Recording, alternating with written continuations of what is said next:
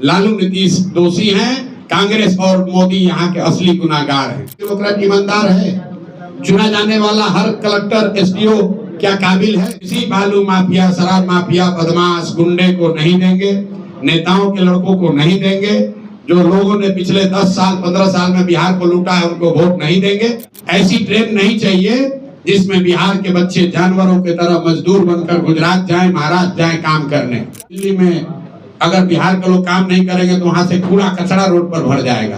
कूड़ा कचरा निकालने के लिए बिहार का आदमी पैदा हुआ है। बिहार का बच्चा बाहर नहीं जाएगा तो दिल्ली बॉम्बे की व्यवस्था ठप हो जाएगी। उसी को बिहारियों ने अपना सम्मान बना लिया था कि हम ही लोग दिल्ली बॉम्बे का व्यवस्था चला रहे हैं। मुझे बता रहे थे आज गया में हम लोग आए हैं क्योंकि वजीरगंज में एक छोटी सभा है।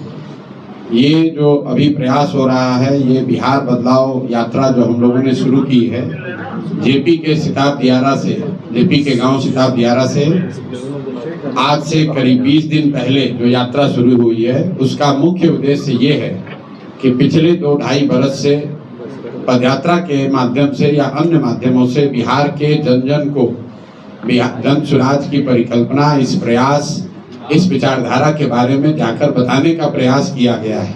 उनको ये बताने का, समझाने का प्रयास किया गया है कि बिहार में जो गरीबी है, अशिक्षा है, बेरोजगारी है, पलायन है, भ्रष्टाचार है, इससे किस तरीके से निकला जा सकता है। सिर्फ समस्याओं की बात नहीं कही गई है। यहाँ पर क्या समस्या है ये यहाँ के लोगों को, पत्रकारों को, समाज को पहले से पता है। लेकिन पिछले 2.5-3 वर्षों में जन स्वराज ने ये प्रयास किया है कि इससे निकलने का एक रास्ता बताया जाए, और सिर्फ बताया ना जाए, समाज की इस बात के लिए मदद की जाए कि वो साथ में आकर ये रास्ता खुद से कैसे बना सके। उसी का परिणाम है कि 2.5 बरस के प्रयास के बाद पिछले वर्ष 2 अक्टूबर 2024 में जन स्वराज एक पॉलिटिकल पार्टी के तौर पर उसका गठन हुआ। जिस दिन जन स्वराज पार्टी का गठन हुआ है उस दिन करीब 1 करोड़ से ज्यादा संस्थापक सदस्य जन स्वराज से जुड़े। उसके बाद जन स्वराज परिवार की जो गति है, उसमें लोगों के जुड़ने की जो प्रक्रिया है वो बढ़ती ही जा रही है। वो आपको भी दिखता होगा। आज से 2 बरस पहले शायद गया में, औरंगाबाद में ज्यादातर लोग ये भी नहीं जानते थे कि जन स्वराज क्या है। आज गांव-गांव में लोग जान रहे हैं, चर्चा कर रहे हैं। संभव है कि बहुत लोग शिकायत भी कर रहे होंगे, कुछ लोग इसकी कमियां भी बता रहे होंगे, लेकिन जन स्वराज की चर्चा हर जगह हो रही है। जन स्वराज के साथी अपनी बात को हर जगह बता रहे हैं। ये व्यक्ति हर व्यक्ति, राजनीतिक व्यक्ति मान रहा है कि बिहार में दशकों के बाद पिछले 25-30 वर्ष में शायद पहली बार बिल्कुल त्रिकोणीय मुकाबला होने जा रहा है, जहां एक और राजद गठबंधन है, एक और नीतीश कुमार भाजपा का गठबंधन है और एक और जन स्वराज है। अब बदलाव के लिए लोग तैयार बैठे हैं। जो बात पिछले 2-2.5 साल से हम लोग बता रहे हैं, आप भी ये समझते हैं, बिहार में 60% से ज्यादा लोग बदलाव के लिए तैयार बैठे हुए हैं। वो चाहे किसी जाति के हों, धर्म के हों, दल के हों, बिहार में बदलाव सब चाहता है। ये संभव है कि जो लोग बदलाव चाहते हैं उसमें कुछ लोग ऐसे होंगे जिनका शायद जन स्वराज पर अभी विश्वास न हो, जो अभी भी जन स्वराज को देख रहे हैं, समझ रहे हैं, इसको और बेहतर समझने का, जुड़ने का इससे प्रयास कर रहे हैं। लेकिन बदलाव निश्चित है, इसमें कहीं कोई दो मत नहीं है। नवंबर में बिहार में नया निजाम आएगा, मुख्यमंत्री कोई नया व्यक्ति बनेगा, इसमें भी अब कोई शक नहीं है। अब बस शक, जो लड़ाई है वो बस इतनी है कि अगले 3-4 महीने में बिहार की जनता को ये तय करना है कि वो बदलाव जब कर रही है तो बदलाव के नाम पर वही घिसे पीटे पुराने लोग जिनको पिछले 30-35 साल में उन्होंने देख लिया, जांच लिया, परख लिया, उन पर फिर दाव लगाना चाहते हैं, या फिर उनके सामने जनता के द्वारा बनाया हुआ एक ईमानदार सशक्त विकल्प जो पहली बार यहाँ पर 243 सीटों पर अपने उम्मीदवार को उतारेगा। उनके सामने बिहार में एक अपना विजन रखा है। ये बताया है कि बिहार में शिक्षा कैसे सुधरेगी, ये बताया है कि 1 साल के अंदर पलायन कैसे रुकेगा, ये बताया है कि 2000 रुपया हर बुजुर्ग को कैसे मिलेगा। लोगों को तय करना है कि क्या वो ये नए ईमानदार विकल्प के साथ जाना चाहेंगे या पुराने व्यवस्था के साथ जुड़े रहना चाहते हैं। हम लोग का ऐसा मानना है कि बदलाव चाहने वाला हर व्यक्ति, हर समाज ये चाहता है कि एक बार नया प्रयास किया जाए, नए विकल्प, जन स्वराज को मौका दिया जाए। और ये आपको दिख भी रहा होगा इसकी चर्चा में, जो इसकी सभाएं हो रही है उसमें, जो मैं सभा कर रहा हूं सिर्फ उसमें नहीं, हजारों जो छोटी बड़ी सभाएं हो रही हैं, जो कार्यकर्ता हमारे साथीगण अपने गांव में, अपने वार्ड में, घरों पर, नुक्कड़ों पर कर रहे हैं। आप देख रहे हैं हर जगह जन स्वराज की चर्चा है। सोशल मीडिया पर आज जन स्वराज का कम से कम 5 करोड़ वीडियो डेली देखा जाता है। ये आंकड़ा याद रखिए। बिहार में अकेले जन स्वराज का वीडियो हर दिन औसतन पिछले 1 महीने से 5 करोड़ लोग सोशल मीडिया के जरिए वीडियो देखते हैं। ये रिकॉर्डेड है, ये कोई आंकड़ा आप यूट्यूब पर, फेसबुक पर जाकर देख लीजिए। यहाँ 20-20 साल से जो दल हैं उसके मुकाबले जो जन स्वराज के सोशल मीडिया पर जो व्यूज है, जो आप लोग सब यूट्यूबर हैं, सब डिजिटल के लोग हैं, आप जाकर देखिए कि जन स्वराज के फेसबुक पर, जन स्वराज के यूट्यूब पर कितने लोग रोज वीडियो देख रहे हैं, कितना ज्यादा कमेंट लोग कर रहे हैं। तो ये दिखाता है कि बदलाव की जो हवा चली है अब ये रुकने वाली नहीं है, उत्तरोत्तर हर दिन ये और बढ़ेगी। और आने वाले 2-3 महीने में आपको आंधी दिखेगा, एक तरफा बदलाव की बात दिखेगी। और आपको दिखेगा कि बिहार भी अब नवंबर में एक नई व्यवस्था के लिए तैयार है। वो व्यवस्था जिसमें जाति पाति, मंदिर मस्जिद को छोड़कर भारत पाकिस्तान की बात न होकर बिहार के बच्चों की बात होगी, बिहार के बच्चों की शिक्षा और रोजगार की बात होगी। हर हालत में 1 साल में पलायन को रोकने का प्रयास होगा। इस बात को लेकर इस बार वोट पड़ेगा और हम लोग का विश्वास है कि सभी के सहयोग से ये व्यवस्था को नवंबर में बना दिया जाएगा। अब आपके जो सवाल है आप सवाल कर सकते हैं। बहुत बहुत धन्यवाद। प्रशांत जी, ये बताइएगा, जैसे गया में आप हैं, गया के जो मुद्दे हैं, शिक्षा, बेरोजगारी, अपराध, तो आपकी ये जो अभियान चल रहा है उसका क्या असर पड़ा? इसका असर ये है, पहली बात तो कि शिक्षा, बेरोजगारी और अपराध ये गया का मुद्दा नहीं है, ये तो पूरे बिहार का मुद्दा है। उसमें गया में भी प्रमुखता में है। आपने कहा कि इसका क्या असर पड़ा? असर ये है कि पहली बार बिहार में चुनाव के 3 महीना पहले चर्चा क्या हो रही है कि भाई पलायन कैसे रुकेगा। प्रशांत किशोर या जन स्वराज जो कह रहे हैं कि पलायन रोक दिया जाएगा, क्या ये संभव है कि नहीं? इस पर तेजस्वी यादव भी बोल रहे हैं, लालू जी भी बोल रहे हैं, सम्राट चौधरी भी बोल रहे हैं, जदयू वाले भी बोल रहे हैं। तो पहली बार यहाँ बात हो रही है बेरोजगारी और पलायन की। अंतर ये है कि पहले जब बात होती थी पलायन की कि भाई बहुत सारे लड़के बाहर जाते हैं, तो लालू जी, नीतीश जी जैसे लोग क्या कहते थे, आप लोग भी क्या कहते थे कि भाई बिहार का बच्चा बाहर नहीं जाएगा तो दिल्ली बॉम्बे की व्यवस्था ठप हो जाएगी। उसी को बिहारियों ने अपना सम्मान बना लिया था कि हम ही लोग दिल्ली बॉम्बे का व्यवस्था चला रहे हैं, वहां का साफ सफाई हम करते हैं, टैक्सी हम चलाते हैं। लड़के जाते हैं, हंसते कहते हैं, कह रहे भाई हम तो जाते हैं, सब बिहारी का मिलता है। पहली बार जन स्वराज ने, प्रशांत किशोर ने ये कहा कि हमारे बच्चे, बिहार के बच्चे बॉम्बे में, दिल्ली में, कर्नाटक में, महाराष्ट्र में, गुजरात में, बंगाल में अगर जाकर टैक्सी चला रहे हैं, दुकान चला रहे हैं, ठेला लगा रहे हैं, साफ सफाई कर रहे हैं, तो ये गौरव की बात नहीं है। लिख लीजिए इस बात को। ये पहली बार धारा के विपरीत हमने बात उठाई है। ये गौरव की बात नहीं है। काम कोई भी खराब नहीं है, लेकिन अपने बाल बच्चों का पेट भरने के लिए मजबूरी में गया से, औरंगाबाद से यहाँ के अपना घर परिवार छोड़कर बॉम्बे में जाकर ठेला लगाना, ये गौरव की बात नहीं है। लोग यहाँ नेता क्या कहता है, बिहार का आदमी को मत मारो, गाली मत दो, नहीं तो दिल्ली में अगर बिहार के लोग काम नहीं करेंगे तो वहां से कूड़ा कचरा रोड पर भर जाएगा। कूड़ा कचरा निकालने के लिए बिहार का आदमी पैदा हुआ है। ये जन स्वराज की ताकत है। अब लोगों ने ये कहना बंद कर दिया है। ये लोगों ने कहना बंद कर दिया कि दिल्ली में लड़के जाकर, दिल्ली में अगर बिहारियों के साथ बदतमीजी होगी तो कूड़ा कचरा वहां फैल जाएगा। हम ये कह रहे हैं कि ये शान की बात नहीं है। शान की बात तब होती जब बिहार के लड़के बिहार में काम कर रहे होते, हम लोग इतनी सब्जी, इतना फल यहाँ उगा रहे होते, इतना लीची आम उगा रहे होते कि बताते कि अगर बिहारी कह के गाली दोगे तो यहाँ से भेजना बंद कर देंगे, दिल्ली में तुम्हारा खाना रुक जाएगा। हम लोग ये चाहते हैं। मोदी जी भी आए, उन्होंने कहा कि वंदे भारत ट्रेन एक खुलेगा, सहरसा को उन्होंने कह दिया सहरा। चलिए वो तो मिस्टेक हो गया, टेलीप्रिंटर का होगा। आप बात समझिए कितना बड़ा फर्क है जो जन स्वराज कह रहा है, जो अभी तक लोग कहते आए। मोदी जी ने मधुबनी में कहा कि सहरसा से एक नई आधुनिक ट्रेन दी जाएगी जिससे श्रमिक परिवार के बच्चे गुजरात और महाराष्ट्र में जाएंगे, उनको जाने में सुविधा होगी। पत्रकारों ने लिखा, आप लोग भी यूट्यूब पर चलाए, मोदी ने 4 ट्रेन का गिफ्ट दिया। नेता लोग कह रहे हैं देखिए मोदी जी आकर कितना बड़ा काम किए हैं। पहला व्यक्ति है प्रशांत किशोर, हम विरोध करते हैं, हमें ऐसी ट्रेन नहीं चाहिए। ऐसी ट्रेन नहीं चाहिए जिसमें बिहार के बच्चे जानवरों की तरह मजदूर बनकर गुजरात जाएं, महाराष्ट्र जाएं काम करने। अरे आपको ये भी नहीं समझ में आ रहा है मोदी जी क्या कह रहे हैं कि श्रमिक परिवार के बच्चे, मतलब पूरा बिहार का जो बच्चा है वो श्रमिक परिवार है, और वो श्रमिक परिवार के आपके बच्चों को गुजरात में जाकर नौकरी मजदूरी करने के लिए आपको ट्रेन दे रहे हैं। आप जितने पत्रकार बंधु लोग हैं जरा जाकर मोदी जी का स्पीच देखिए। अगर मोदी जी में दम है तो यही बात जाके गुजरात में कह दें कि गुजरात में एक नई ट्रेन चलेगी जिस पर गुजरात के श्रमिक परिवार के लोग महाराष्ट्र, तमिलनाडु में, दिल्ली में जाएंगे काम करने। वो कह सकते हैं ये बात? ये सिर्फ बिहार में कहा जा सकता है, और बिहार के लोग इतना, हम लोग की चेतना मर गई है कि हम लोग इसको विकास मान रहे हैं, हम लोग इस पर ताली बजा रहे हैं। भैया ट्रेन चाहिए, लेकिन वैसी ट्रेन चाहिए जिसमें हम लोग यहाँ से बिजनेस व्यापार करें। वैसी ट्रेन चाहिए जहाँ से चीनी, सीमेंट, छड़ यहाँ से बनाकर भेजा जाए।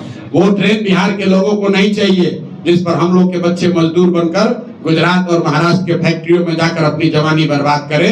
ये फर्क है जनसुराज का और दूसरे दल का। सर पेपर लीक पे छात्र लोग परेशान है कि सरकार किसी का रहता है, पेपर लीक हो जाता है, तो आप किस पे? पेपर लीक खबर आप चलाते हैं, पेपर लीक होता है तो भैया खबर तो यहाँ तब है जब पेपर लीक न हो।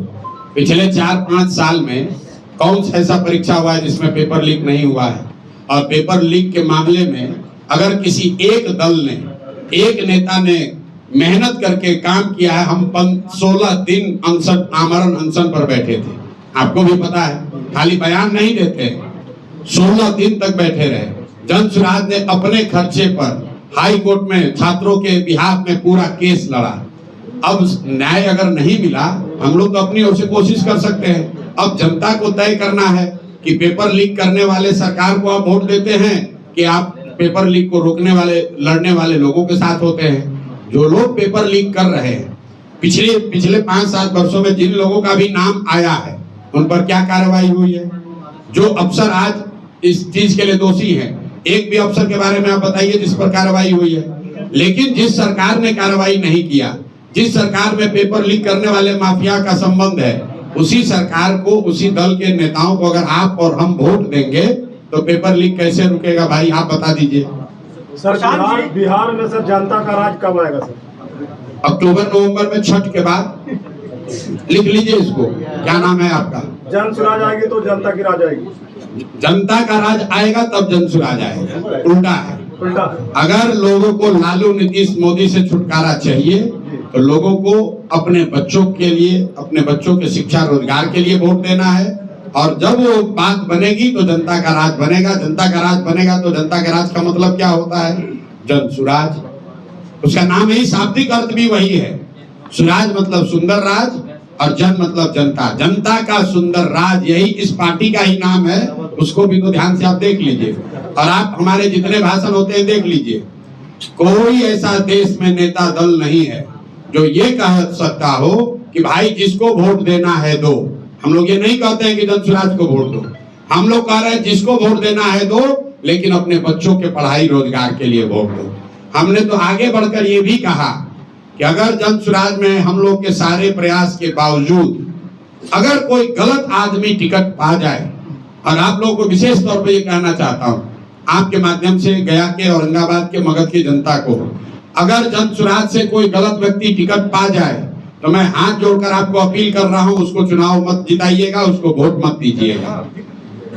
अगर हम लोग जो कैंडिडेट देंगे, अगर उससे बेहतर किसी दूसरे दल का चरित्र के हिसाब से, प्रयास के हिसाब से, अगर ईमानदारी के हिसाब से उससे बेहतर कोई आदमी दिखे, उस दल को वोट दीजिए। जनसुराज का जीतना जरूरी नहीं है, बिहार का जीतना जरूरी है। कोई दल 243 सीट नहीं जीतेगा, कोई नहीं जीत सकता है, लेकिन ये सुनिश्चित करना है कि 243 अच्छे लोग जीते, चाहे वो जनसुराज के टिकट से जीते या राजद के टिकट से जीते या दूसरे टिकट से जीते, लेकिन जितना अच्छे व्यक्ति को चाहिए, एक बार बिहार की जनता ने अगर ये संकल्प ले लिया कि इस बार किसी बालू माफिया, शराब माफिया, बदमाश, गुंडे को नहीं देंगे, नेताओं के लड़कों को नहीं देंगे, जो लोगों ने पिछले 10 साल 15 साल में बिहार को लूटा है उनको वोट नहीं देंगे, उसके बाद वो किसी दल के लोग को दे दे, जो अच्छा है उसको दे दीजिए, बिहार अपने आप नवंबर के बाद सुधरने लगेगा। अंतिम तुम कैसे बोल रहे हो? सर मेरा एक प्रशांत जी, आपने अभी तक आप जो शिक्षा पलायन और भ्रष्टाचार का जो ये दे रहे हैं, ये रुकना सब चाहिए, और वही दूसरे दल जो है निषाद आयोग से लेके तमाम चुनाव के समय बना रहे हैं। क्या आप मानते हैं कि आपके समझाने से बिहार की जनता इतनी जल्दी समझ जाएगी? भाई जनता समझेगी कि नहीं, मेरा आपसे आग्रह बस इतना ही है कि इसको आप हमारी बात पर मत, कोई नेता बैठा है तो क्या कहेगा, यही कहेगा कि हम जो कह रहे हैं लोग समझ रहे हैं, आप उस पर मत जाइए। आप अपने अनुभव के हिसाब से देखिए कि 2 बरस पहले मैंने ये बात कहनी शुरू की, जितने लोग इस बात से, इस प्रयास से, इस दल से जुड़े थे, क्या उससे आज ज्यादा लोग जुड़े हैं, कम लोग जुड़े हैं? आप तय कर लीजिए। इसके मानने वाले, समझने वाले, इस बात का प्रचार प्रसार करने वालों की संख्या बढ़ी है कि घटी है? तो अगर बिहार में कोई इस बात को समझ नहीं रहा है, अगर इस बात की कोई ट्रैक्शन नहीं है, तो ये हजारों लोग रोज जनसुराज से जुड़ कैसे रहे? प्रत्यक्षम किम प्रमाणम। सर बाल कितना है, काट रहे हैं, सामने देखिए। हम रोज सभा कर रहे हैं, दूसरे दल तो बैठे हुए अपने घर में। हम हर दिन सभा करते हैं, कहीं ना कहीं गांव में ही रहते हैं और वहां वोट नहीं मांगते हैं, बड़ी ज्ञान की बात नहीं करते हैं, लोगों को गरीबी से निकलने का रास्ता बताते हैं, और उसी सभा में मीडिया के सामने खुलेआम पूछते हैं, भाई बताओ किसको वोट दोगे, नाम लेकर। दूसरा कोई नहीं करता है, हम करते हैं। भाई नीतीश चाहिए तो नीतीश के लिए हाथ उठाओ, लालू जी चाहिए लालू जी के लिए हाथ उठाओ, मोदी जी चाहिए मोदी के लिए हाथ उठाओ। और जितने लोगों ने, आप में जिसने भी मेरी सभा कवर की है, आप देख रहे हैं कि हम तो कहते हैं बदलाव के लिए 60%, लेकिन सभा में आने वाले 80% से ज्यादा लोग हाथ उठाकर मीडिया के सामने बिना किसी से डरे हुए चिल्ला कर कह रहे हैं कि इस बार लालू नीतीश मोदी नहीं चाहिए, अब हम लोग को बिहार में जनता का राज चाहिए, अपने बच्चों के लिए शिक्षा और रोजगार चाहिए। अच्छा, उन दलों से वैसे लोग टूट करके जो आ रहे हैं, तो अभी आपने कहा है कि गलत आदमी को अगर हम टिकट दें तो आप मत जिताइए, तो टिकट देने में ही क्यों नहीं परहेज बरता जाए? बिल्कुल सही बात है कि टिकट, ये देखिए वाजिब सवाल है, अनुभवी पत्रकार है। सरकार ब्यूरोक्रेट्स का अपॉइंटमेंट करती है, कलेक्टर जो बनते हैं, बोलचाल की भाषा में समझिए, IAS IPS बनता है। चुनने की प्रक्रिया कितनी कठिन है, परीक्षा है, इंटरव्यू है, ग्रुप डिस्कशन है, 5-5, 6-6, 10-10 वर्ष की तैयारी के बाद लाखों लोगों के बीच से 100,000 लोगों को चुना जाता है। फिर भी क्या चुना जाने वाला हर ब्यूरोक्रेट ईमानदार है? चुना जाने वाला हर कलेक्टर SDO क्या काबिल है? कोई भी प्रक्रिया अपनाइएगा तो उसमें कुछ गलत लोग आ सकते हैं। तो मैं पहले ही मान रहा हूं, मैं कोई भगवान नहीं हूं, चुनने की प्रक्रिया में गलती हो सकती है। प्रयास यही है कि 243 में 243 अच्छे लोग चुने। UPSC जब परीक्षा करती है तो यही सोचकर न लोगों को IAS बनाती है, उनका चुनाव करती है IAS IPS में कि ये लोग जाएंगे, समाज के लिए काम करेंगे, ईमानदार रहेंगे। लेकिन ज्यादातर IAS IPS क्या कर रहे हैं, आप देख रहे हैं। उसी तरह दल की भी एक प्रक्रिया है, हम लोग अपनी ओर से हर प्रयास करेंगे कि अच्छा से अच्छा आदमी को लड़ाया जाए। लेकिन मैं आपको, जनता को अपने से ऊपर करके, ये अपने प्रक्रिया से ऊपर करके बता रहा हूं कि अगर हम लोग की प्रक्रिया में कोई दोष हो भी जाए, कोई गलती से टिकट पा भी जाए, उसको वोट मत दीजिए, उसको हराइए, क्योंकि जनसुराज जीते न जीते बिहार जीतना चाहिए, ये संकल्प है। क्योंकि चुनाव के समय क्या होता है कि बहुत से जो दल, अभी 2 दल है बिहार में, NDA और महागठबंधन, उसमें जब टिकट उनको नहीं मिलता है तो वैसे लोग भी आपके यहाँ एंट्री करेंगे क्या? वैसे लोग, मेरे भाई ऐसा है कि जो पहले से हम लोग यहाँ बैठने का जगह नहीं है, पहले से जनसुराज एकमात्र ऐसा दल है जिसमें आप प्रशांत किशोर से मिलकर उम्मीदवार नहीं बन सकते। आपको बाजाप्ता आवेदन देना पड़ता है, 21,000 रुपया जमा करते हैं, उसके बाद क्षेत्र में आप अपना पोस्टर बैनर लगाते हैं कि आप संभावित उम्मीदवार हैं। उसके आधार पर जनता उसका मूल्यांकन करती है। हम लोग छोटी बड़ी सभाएं करते हैं, लोगों से जाकर पूछते हैं, भाई जो संभावित उम्मीदवार है इसमें कौन अच्छा लग रहा है। अब ये संभव है कि समाज का सबसे अच्छा आदमी जो आपको लगता हो वो हमारा संभावित उम्मीदवार नहीं है। अभी भी प्रयास जारी है भाई, जो भी समाज में अच्छा है उसको लेकर आए। लेकिन मैं इतना दावा जरूर कर सकता हूं कि जो 4, 5, 8, 10 लोग जन स्वराज के संभावित उम्मीदवार हैं हर क्षेत्र में, वो किसी दूसरे दल के उम्मीदवारों से मुझे ऐसा लगता है कि वो बेहतर, उनमें से जो भी चुना जाएगा वो ज्यादातर केस में दूसरे दलों के उम्मीदवारों के मुकाबले बेहतर होंगे। अगर हम लोग बेहतर नहीं चुन पाए तो उनको आप चुनाव हरवा दीजिएगा। आपने कहा कि त्रिकोणीय मुकाबला होगा, यदि ऐसा हैंग होता ऑलरेडी हो गया तो समर्थन किसको दीजिएगा? समर्थन बिहार की जनता को देंगे, बदलाव को देंगे, बिहार की जनता की सोच को देंगे कि अब बहुत हो गया, लालू नीतीश मोदी, अब नया राज बनना चाहिए, नई व्यवस्था बननी चाहिए। हमको लोग मिलते हैं तो क्या कहते हैं, एक ही बात हमको लोग सबसे ज्यादा अभी बता रहे हैं, भैया आप पर बड़ा भरोसा है, आपसे उम्मीद है, आप ही इसको सुधार सकते हैं। आप मतलब जन स्वराज, आप ही से उम्मीद है। हम लोग उस उम्मीद के साथ दगाबाजी नहीं कर सकते हैं, चाहे 5 बरस लगे, 10 बरस लगे। अगर जनता को 10 बरस लगेगा तो 10 बरस इतना ही पसीना बहाएंगे, इतनी ही मेहनत करेंगे। बिहार को सुधारने का जो संकल्प है उससे एक कदम पीछे नहीं होंगे, चाहे उसमें जितना समय लग जाए। प्रशांत जी, पारदर्शिता की बात आप अक्सर करते हैं, लेकिन जो प्रतिद्वंदी पार्टियां हैं, राजनीतिक दल हैं, वो आपके फंडिंग पे सवाल उठाते हैं। वो जानना चाहते हैं कि क्या मेरे भाई ऐसा है, पिछले 3 बरस से जन स्वराज यहाँ चल रहा है और ये बात तमाम लोग कहते हैं कि जन स्वराज वाले बहुत लोग पैसा खर्च कर रहे हैं। ठीक है, आपको दिख भी रहा है और हम इसको स्वीकार भी करते हैं कि हम लोग पैसा खर्च कर रहे हैं। इसलिए कर रहे हैं कि गरीब से गरीब आदमी भी पैसे के अभाव में पीछे न छूट जाए। पैसा खर्च कर रहे हैं, रुकिए मेरी बात, तो वो है कौन? सुन तो लो भाई। 2 साल से हर साल कानूनन तौर पर जो लोग पैसा देते हैं उसकी जानकारी वेबसाइट पर डाली जाती है। दर्पण वेबसाइट है, कंपनी लॉ के वेबसाइट है, उस पर सारी जानकारी हर साल फाइल की गई है, उपलब्ध है। उसी एक वेबसाइट से जानकारी लेकर एक यहाँ दल का एक प्रवक्ता है, वो कह रहा है देखिए सनसनीखेज खबर, प्रशांत किशोर को किसने पैसा दिया। अरे भाई, ये तुम्हारे भारत सरकार के वेबसाइट पर जन स्वराज ने पहले से डाला हुआ है और मैं सारे पत्रकार बंधुओं को भी आग्रह करूंगा कि आप जाइए देख लीजिए कि 1-1 रुपया का वहां हिसाब लिखा हुआ है कि नहीं। आपको क्या लगता है इस सरकार में, मोदी सरकार में, एक आप ट्वीट करते हैं पत्रकार के तौर पर, अगर वो सरकार को पसंद नहीं आता है तो आपका गला पकड़ लिया जाता है।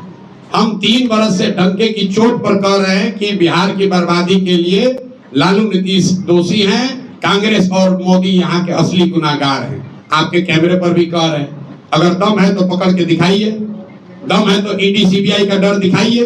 लोग कहता है पूरा देश में सीबीआई ईडी का इतना डर है, कोई बोल नहीं सकता है। 3 बरस से प्रशांत किशोर अकेला आदमी बिना सुरक्षा के अपने दम पर पूरा बिहार घूम घूम कर इनको खुली चुनौती दे रहे हैं। अगर दम है तो पकड़ के दिखाइए कि हमने गलत पैसा 1 रुपया लिया है। आपको तो वहाँ जाने नहीं दिया गया उस गांव में। वो ठीक बात है, नहीं गांव में नहीं जाने दिया तो पूरा बिहार उस गांव तक पहुंच गया।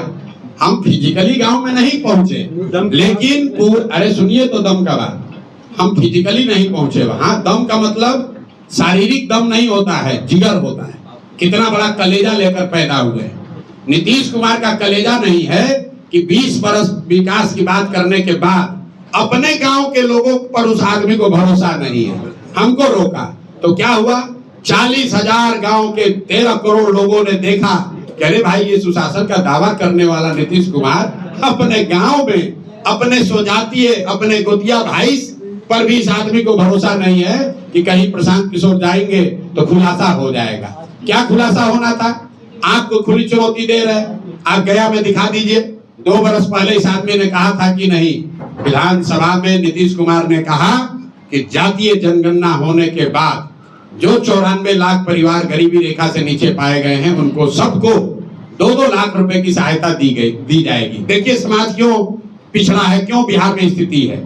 जातीय जनगणना जब हो रहा था, जहां पत्रकार लोग जुटे, यही माइक घुसार के पूछ रहा है भैया जातीय जनगणना पर क्या विचार है। लेकिन जातीय जनगणना होने के बाद किस पत्रकार ने एक भी रिपोर्ट किया है कि आज भी 78 साल की आजादी के बाद भी 5% से कम दलित और अति पिछड़ा समाज के लोग 12वीं पास करते हैं? ये आपने कहीं रिपोर्ट किया? जातीय जनगणना हो रहा है तो नेता तो नेतागिरी कर ही रहा है, पत्रकार को भी वही खाली सवाल पूछना है। आपने ये पूछा कि भाई सामाजिक न्याय की बात करने वाले लोग 35 साल आपने शासन किया, उसके बावजूद 5% से कम दलित और अति पिछड़ा समाज के लोग 12वीं पास करेंगे। अगर लोग 12वीं पास ही नहीं करेंगे तो उसको आरक्षण का लाभ मिलेगा कैसे? ये आपने सवाल पूछा। कोई आपने कार्यक्रम रुकिए कार्यक्रम बनाया? उन्होंने नीतीश कुमार ने कहा 24 नवंबर 2023 को नीतीश कुमार ने कहा कि 94 लाख परिवारों को 2 लाख रुपया दिया जाएगा। आप जितने यहाँ पत्रकार हैं, हम आपको दोष नहीं दे रहे, लेकिन ये बिहार के समाज की स्थिति है। आप में से किसी ने ये रिपोर्ट आज तक किया कि भाई 94 लाख रुपया लोगों में से किस आदमी को 1 रुपया भी मिला? जब आप सवाल ही नहीं कर रहे नेता से, तो आप तो भाई आप भी तो लोकतंत्र के एक स्तंभ हैं। आप भी तो खाली यही सवाल करते हैं। तेज प्रताप को निकाल दिया लालू जी ने, क्या हुआ? अरे भाई वो उसका किसका शादी हो गया ये? अरे आप भी तो इसी तो सब चीज में पड़े हुए।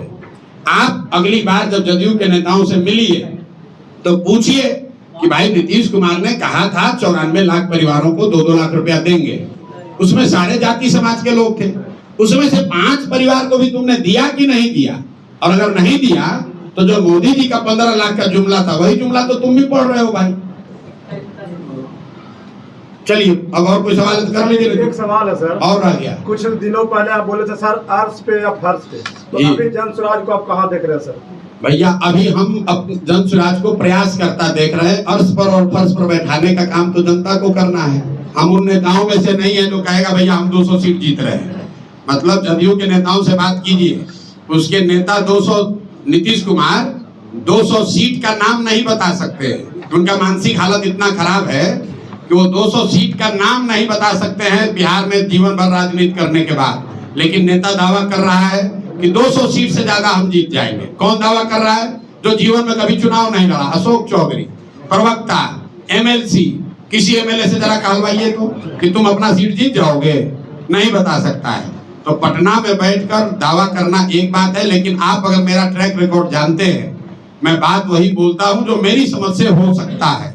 मैं आपको ये बता रहा हूं कि जन स्वराज का ये जो प्रयास है, अगर बिहार की जनता बदलाव के लिए तैयार है, बदलाव के लिए उसके सामने एक सशक्त विकल्प दिख रहा है, तो वो एक तरफा जन स्वराज को वोट देगी। फिर सीटों की गिनती का कोई आकलन नहीं है कि 110 की 120 की 150 की 200। लेकिन अगर लोग सारी बात सुनने समझने के बाद भी ये तय करते हैं कि नहीं अभी बात तो ठीक है लेकिन 5 वर्ष और हम इनको देखना चाहते हैं पुरानी व्यवस्था को, तब उस स्थिति में हम लोग फर्श पे रहेंगे। हम लोग के जीवन पर कोई उससे फर्क नहीं है। हम लोग अर्श पर बैठने नहीं आए हैं, हम लोग बिहार की जनता को अर्श पर बैठाने आए हैं। हम अपने लिए रोजगार नहीं ढूंढ रहे हैं, हम अपने लिए ठीका पैसा नहीं ढूंढ रहे हैं। हम लोग ये चाहते हैं कि बिहार का गरीब से गरीब लड़का भी उस ऊंचाई पर पहुंचे। इसकी लड़ाई है, वो लंबी भी चल सकती है, उसके लिए हम लोग तैयार हैं। रेटिंग में लेकिन आप और तेजस्वी में कंपटीशन चल रहा है। तेजस्वी में कोई कंपटीशन नहीं है भैया। तेजस्वी का क्या कंपटीशन है? जो आदमी जो रेटिंग आ रही है। अच्छा रेटिंग तो भाई सर्वे एजेंसी वाला जिसको आप मैनेज कर लीजिएगा, कुछ भी लिख देगा। बढ़ गया भाई हम लोग उससे बहुत प्रभावित नहीं है कि रेटिंग एजेंसी हमको बढ़ा के बोल रही है कि घटा के बोल रही है। रेटिंग एजेंसी अपना काम कर रही है, उसको अपना काम करने दीजिए।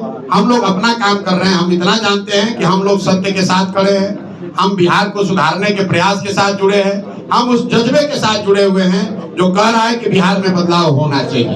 बाकी जो रेटिंग हो उसका सब सिर माथे पर जनता मालिक है, जो तय करेगी वो होगा।